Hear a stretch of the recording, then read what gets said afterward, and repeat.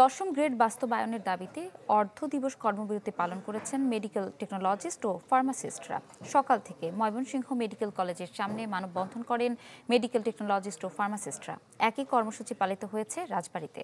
সকাল ৮টা থেকে দুপুর ১২টা পর্যন্ত মানববন্ধন করেছেন তারা। এ সময় আন্দোলনকারীরা দাবি করেন ২০১১ সালের ডিপ্লোমা নীতিমালা অনুযায়ী টেকনোলজিস্টদের গ্রেড নির্ধারণের কথা থাকলেও তা হয়নি। দ্রুত দাবির বাস্তবায়ন না হলে কঠোর আন্দোলনের হুঁশিয়ারি দেন তারা।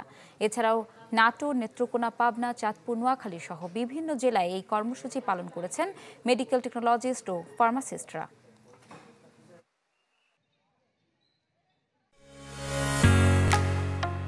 ঢালাইয়ের সেরা প্রিমিয়ার সিমেন্ট।